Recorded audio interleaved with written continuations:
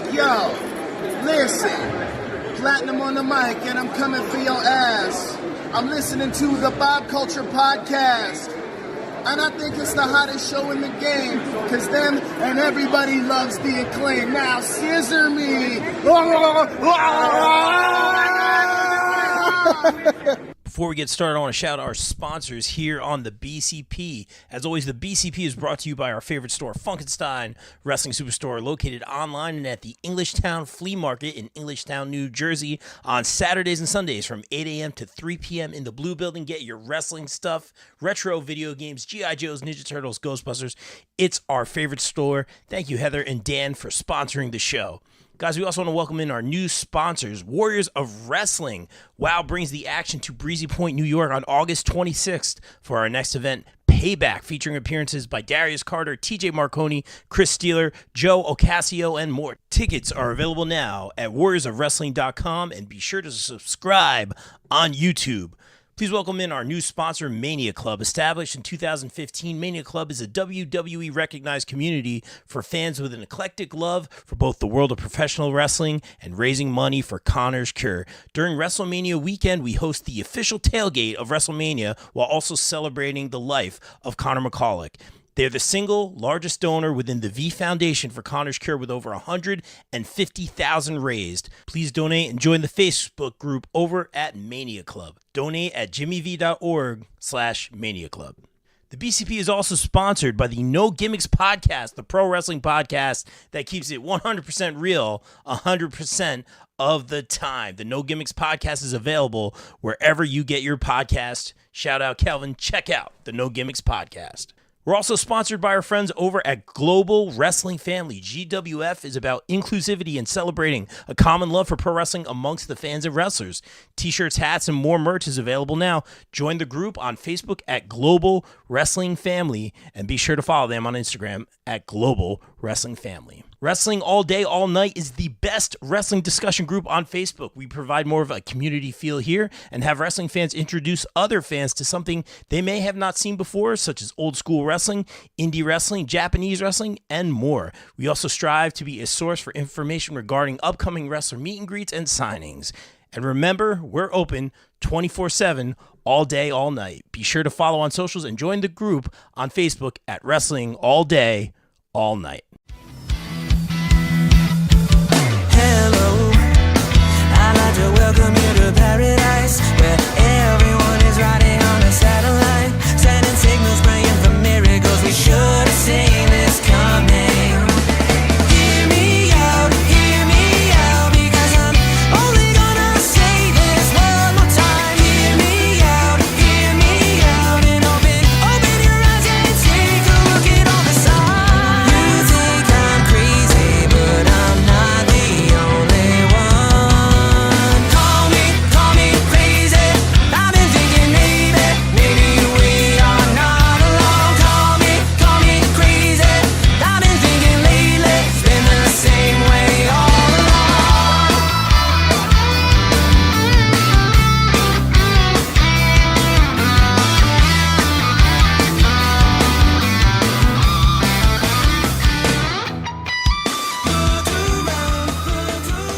All right, ladies and gentlemen, I don't even know what to say right now. Welcome into a very special International Shiny Star edition of the BCP. Please welcome back to the show. He is Ray Trace Belts. He has so many belts. He is the ISPW Golden Ticket holder. He is the star of Where in the World is Rey Calitri. Please welcome back to the show, the International Shiny Star, our good friend, Mr. Rey Calitri. Where is he today, ladies and gentlemen? Where is he?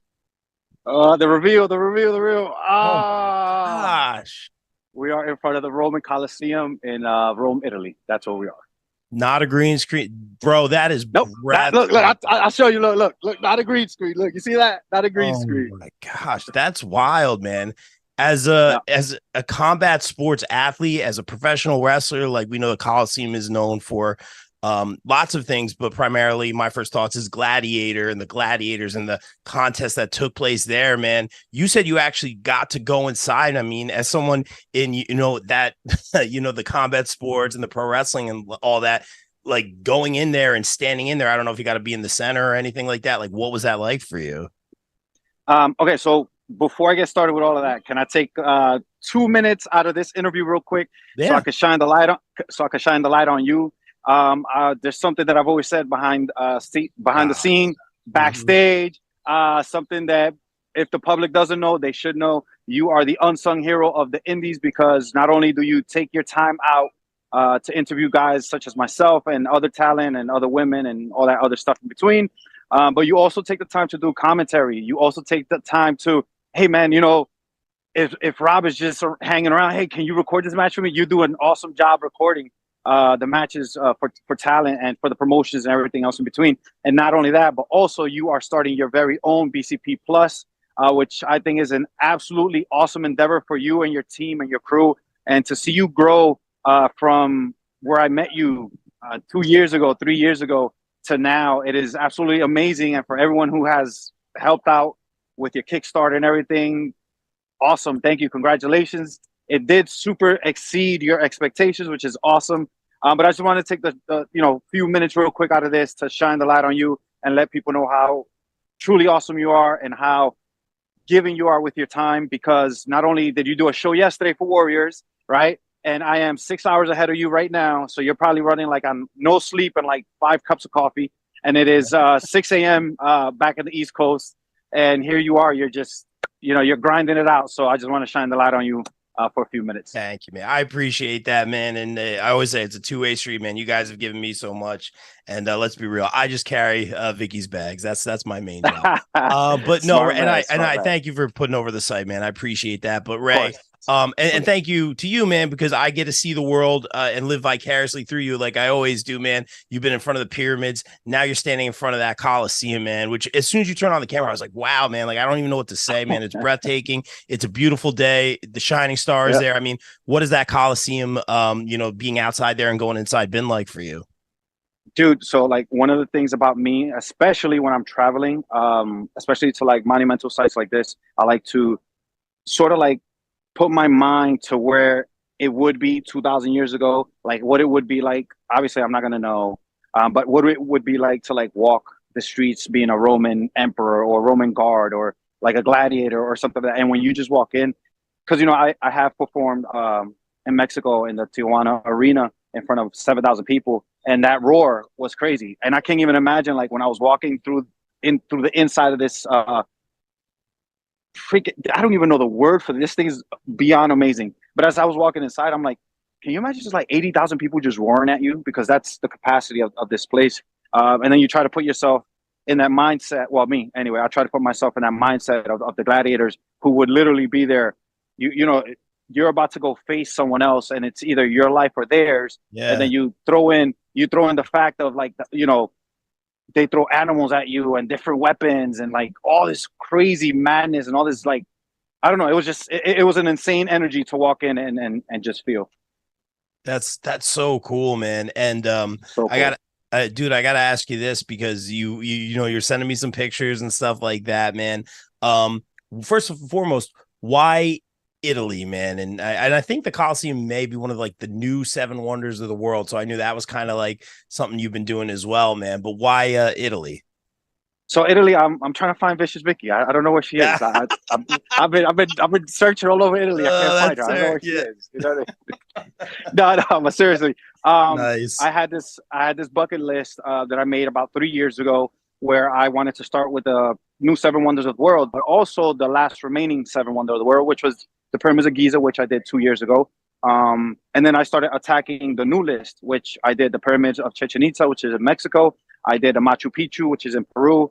Right now, I am in the Roman Coliseum, which is in Rome, Italy. And then the plan is to finish off the rest of the list. So that's so cool, man. And I believe, we always like to talk when you're on your trips because, man, I find as I'm older, when I was younger, I did get to go to Paris. I did get to London, but I didn't really appreciate it because I was so young. I got to go to the Louvre and do all that stuff, man. And I haven't done any of that in a very, very long time. I'm an old man now. I'm living vicariously through you, Ray, man. And I find now that I'm older, I start to appreciate the culture. So you shared something very cool with me. From Venice, which is known for the water and all that. So tell us a little bit about Venice and that picture that you sent me. Dude. So first of all, to get to Venice, it's like a whole, which I didn't know any of this, and people are going to be screaming. They were like, "Oh my God, you're such an idiot!" But I didn't know. Okay, so Venice is an island within itself. So once we got in, you cannot drive your vehicle into Venice. You had to park your vehicle, and then you have a few options. Either you walk to your destination, your hotel or Airbnb or whatever it is that you're doing, or you catch a water taxi, which is the same as a taxi, but it's a boat on a taxi, or you catch the water ferry or the boat ferry, as they call it. We tried doing the whole touristy thing because we want the experience and we want to see. So we did the boat ferry, and needless to say, we got completely lost, right? So if you're looking at where we parked our car to where we had to go, it was a 10-minute walk, but we're like, you know what, let's do the tourist thing. So we do the tourist thing. Long story short, 3 hours later, okay, because no one's helpful around here, okay? And if another thing is, if you do not speak Italian, they don't speak English and they don't care to speak English. Well, for the people that I've come across. But back to the picture. Well, anyway, we finally get back to the Airbnb and stuff like that. So I put my bag down and my bag starts rolling. It starts doing this by itself. And I'm like, it started like on a pitch like that. And I'm like, what the heck? So as I sit down, because they had a little table there, and I look at the table, and you see like the tiles, this would be the tiles, and then the table, but then the tiles would sort of be like, sort of like this. So the table's straight, but the tiles, I'm like, yo, there's something off here. So then I went into the bedroom, which is the picture that I sent you. You see the picture frames are sort of leaning a little bit to the left. And, I started going into the rabbit hole in Google, and it's because the city of Venice is sinking every so millimeters per year or something like that. So it was super interesting to see and to experience. That's crazy, man. And that's so cool. Like little things like that, you're telling me, I'm like, yeah, I guess that kind of makes sense, man. That's very fascinating. But Ray, my first thought, man, when you went to Italy, man, and I want your honest opinion here, bro. Sure. We'll get to the wrestling in a little bit, but my first thought was the food, man. How is the food in Italy? Okay. So first of all, us Americans were doing it completely wrong. Okay? Yeah, because over here, when they give you the pizza, they don't cut it with the little cutter thing that they use back home. With the pizza cutter, they don't use that. They use a fork and knife, and that's how you do it.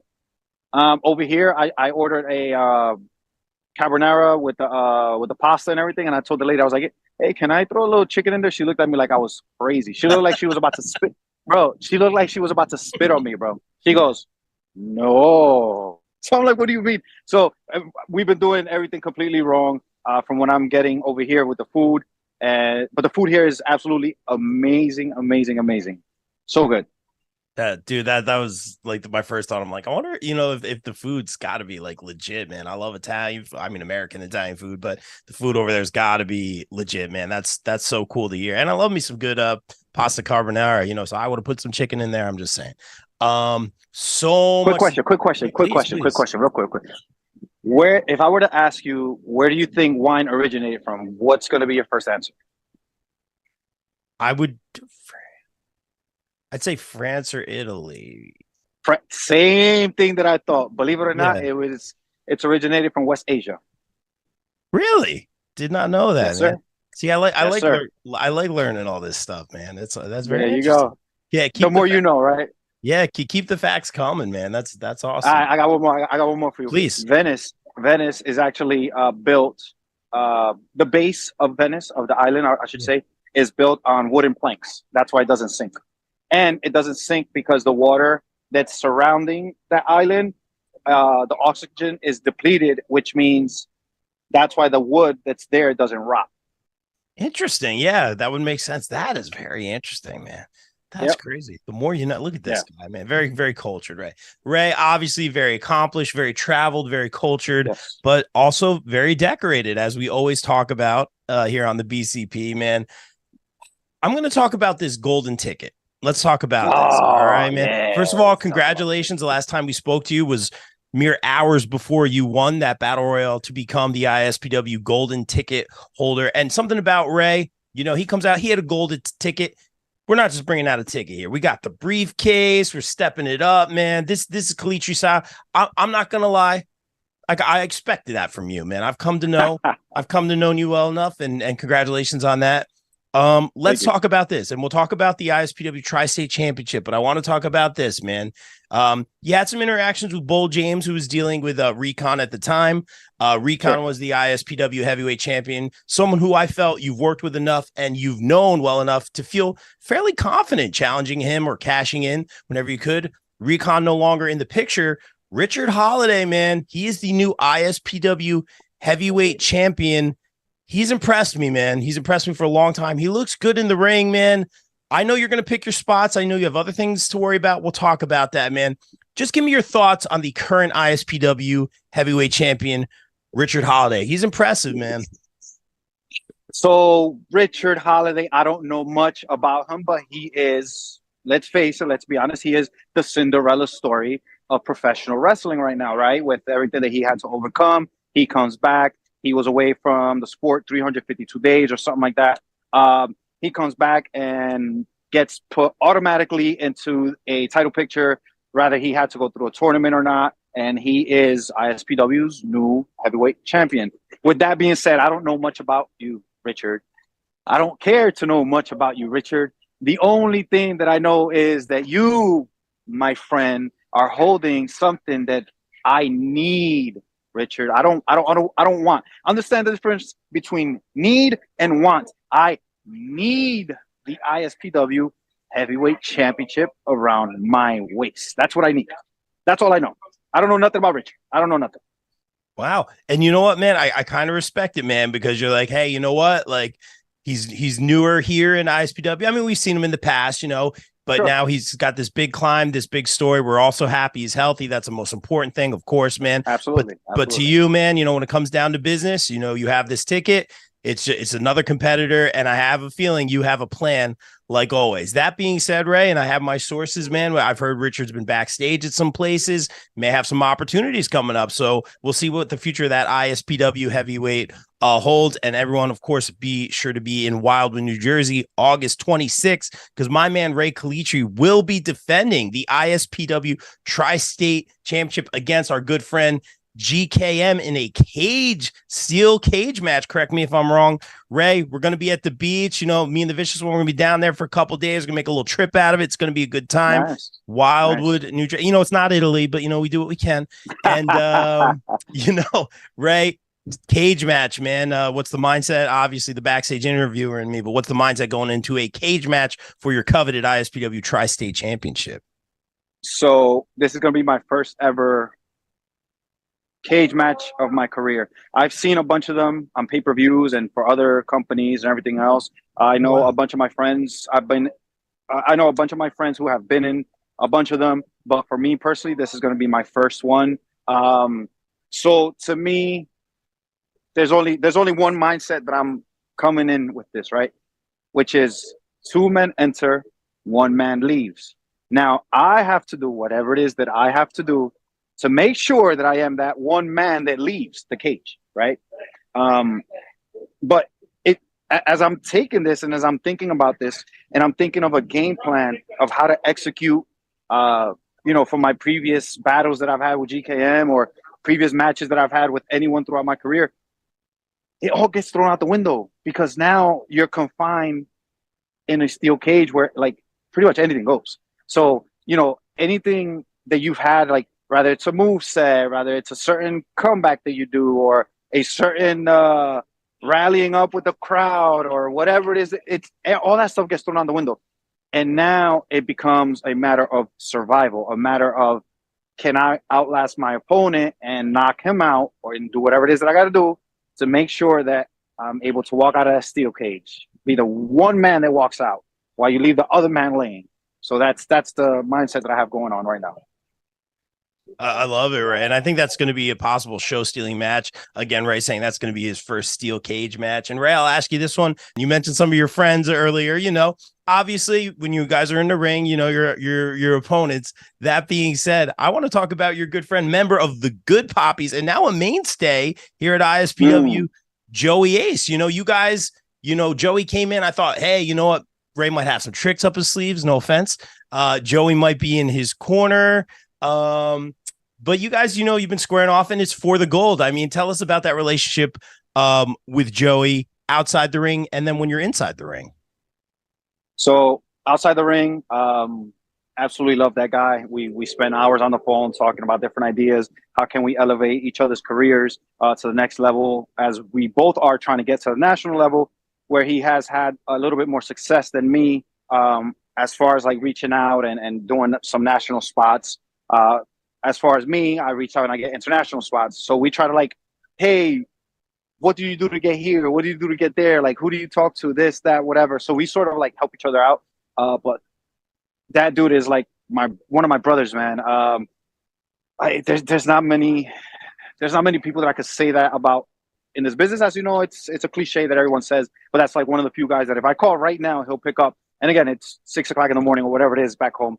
And we'll sit there and we'll talk just for like hours, just about life and you know, my kid and you know, our careers and everything else in between and family. But then, you know, when it comes and the camera's on, it's a completely different story because he has to respect my body of work just like I have to respect his body of work, which means we're not always going to get along. We're not always going to click. We're not always going to mesh. We're not always going to be together. And if we're butting heads and we're battling, then that's what it is. And I know that in ISPW's Wildwood Convention Center, he has a big triple threat match. And if he so happens to be the winner and he so happens to win the ISPW Heavyweight Championship at any point, don't get mistaken because I will cash in on you. Yeah, I believe it, Ray. You know, everyone's playing checkers, man. You're playing chess. You know, you've had a lot of success, man. You're walking in with a lot of gold, the ISPW gold. It's good to be Rey Calitri right now, man. And I'll ask you this one because you have held so much middleweight gold. And that is nothing to scoff at. First of all, amazing accomplishment, but you have made these legit, even though they are not heavyweight championships yet, which we will talk about. We always say, and your colleagues have said, you're in Italy right now. You make these world championships, man. You travel, you go train in other countries, you work in other countries, you take these championships around the world, right? I think that's amazing. But for you, how important is it for you to one day, and I know obviously your eye is on the ISPW Heavyweight Championship, as it should be. You're in a great position, man. But how important is it for you to one day to become the heavyweight champion of a promotion? Okay, so it is important to me, but it's also not. It's not because, and this is going to drive people crazy. It's not because if I obsess over a certain thing, let's say as far as becoming heavyweight champion of a certain promotion, and it doesn't happen, I stop having fun within the process, and then I just get bitter, and then I'm coming to work and I'm not, you know, happy, and I'm just angry and I'm upset and I don't want to work with anybody, and I start being unprofessional, right? So I try not to think about it too much. Will it be, you know, when I do get it right, that's a green light and a nod from like whatever promoter it is that you're working for to say, hey, this is my guy. This is the guy that represents the company. And it is important to me because at the end of the day, when I first started, no one looked twice at me. No, I got more no's than yeses, right? And now when you see the transformation of the international shining star within the past 2 or 3 years from when I first started, now everyone wants to work with me. Everyone wants to collab with me. Everyone wants to bring me in to all of these different international promotions and say, hey, I want you to work with my type guy. Hey, I want you, okay, you're going to be in Italy. All right, come over here, work this guy. You know, you're in Mexico. Oh, work this guy. Oh, you know, you're in Peru. Okay, we don't have a show, but come train this class. You're in Egypt. All right, we don't have a show due to COVID restrictions. All right, so train this class. So to me, it is important because it like solidifies what everyone is thinking, but they're afraid to say, which is like, I'm a mainstay in the Northeast. I'm a, like, you know, it's one of those things where they say my name in the Northeast. They're like, oh, Rey Calitri. Yeah, I've heard of that guy, right? But once you make the transition to heavyweight champion, like, oh, yeah, I know who that guy is. You know what I mean? So that's important to me, just to like cement my name in the independent scene in the Northeast. I love it, Ray. And I'm not just blowing you up because you're here, but I feel that you have elevated all of these championships, whether they're heavyweight, middleweight, whatever titles. I think that's so cool, man. And forgive the analogy, man. But compared to the national product, I would compare you to a Gunther or a Walter right now, those long title reigns. Certainly a guy who could possibly one day dethrone Roman, on the national product, if we want to talk that way, man. The workhorse over there, elevating the titles, and certainly that's my opinion, but I can see the opinions of your colleagues. We always talk about that, man, and that is so very, very cool, man. And we talk about all the titles and all the gear, man. So I mentioned this to you briefly, but I want you to walk me through this as best you can. Tell us a normal day traveling with all the belts, going through TSA with all these championships. Can you give us anything? Are pictures being taken? Are they like, what is this? Who are you? What do you do? Give me a little run through. So it's actually pretty funny now that you bring that up. We were here yesterday. We were filming on set. I was filming a promo, right?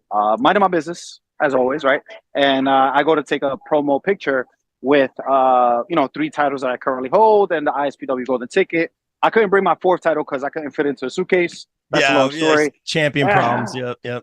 Yeah, champion problem. So I'm sitting there minding my business, taking a promotional picture or a promo picture, as you would call it. And just a flock of 20 people just came around me. And the one guy, the first guy, he was from England. He comes over. He goes, "Professional wrestler, right?" And I'm like, "Yes." I'm like, "Yo, you're the first person that's ever guessed that right." Everyone always either thinks boxing or MMA.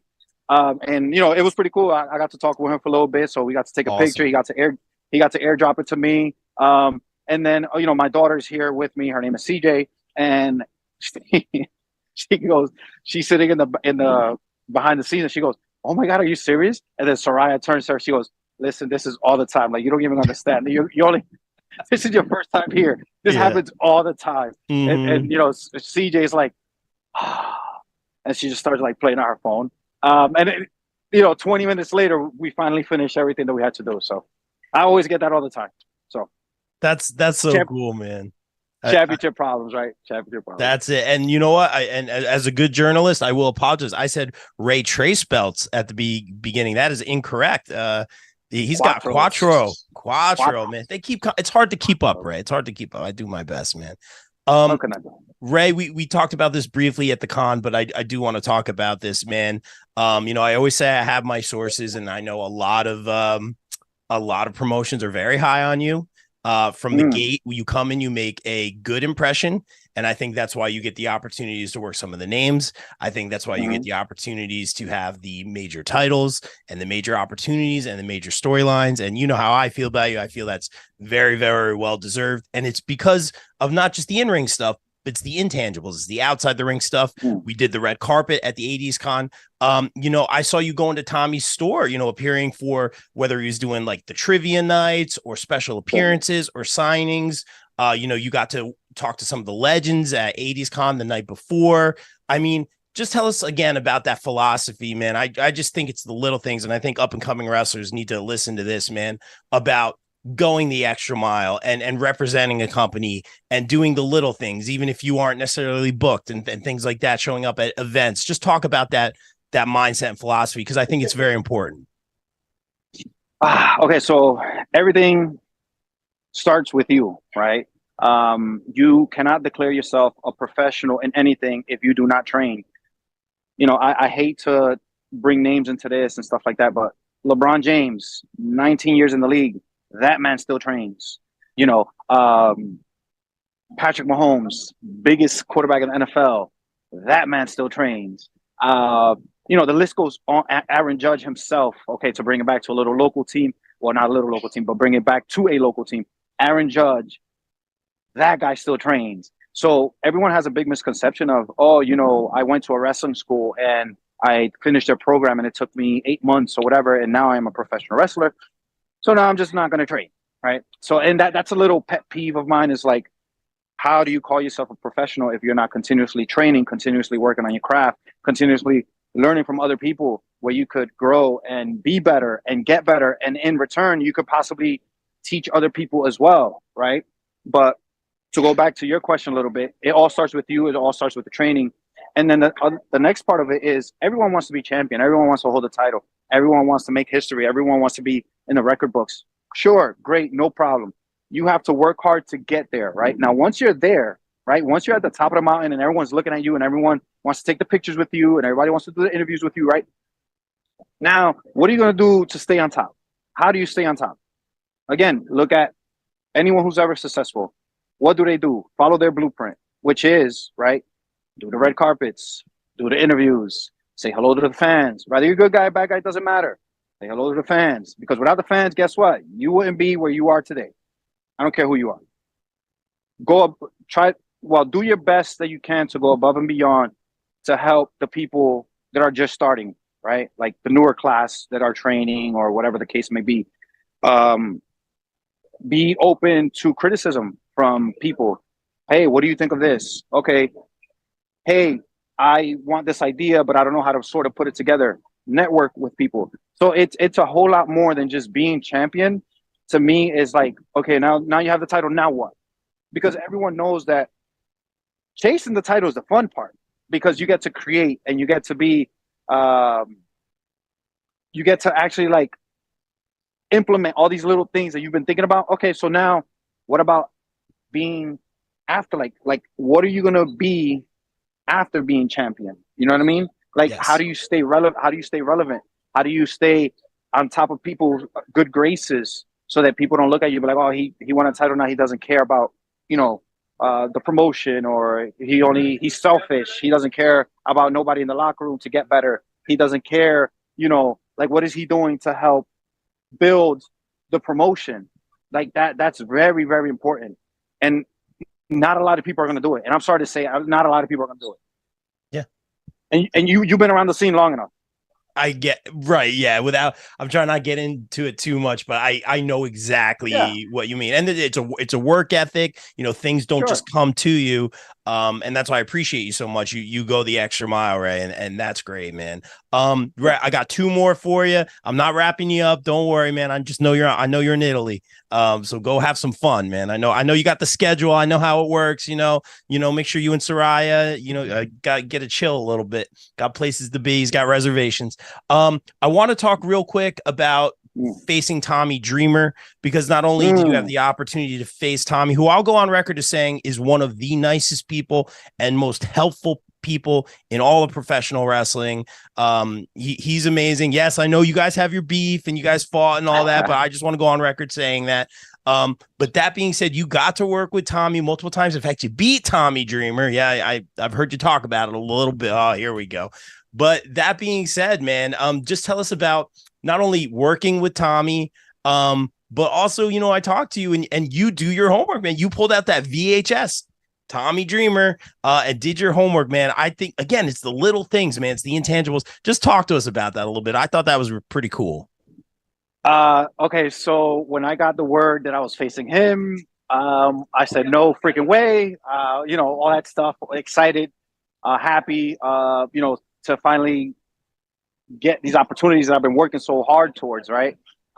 So I'm like, oh my God, so I have I still have a VCR in my house. I have all of these old school tapes. And at the time I was watching the 1996 J Crown Cup tournament, which, if you're not familiar with it, look it up. It's one of the most famous tournaments for Japan wrestling, or Japanese wrestling, I should say. So as I was watching that, I got the message of, hey, listen, it's you and Dreamer Friday night. And I'm like, wait, what?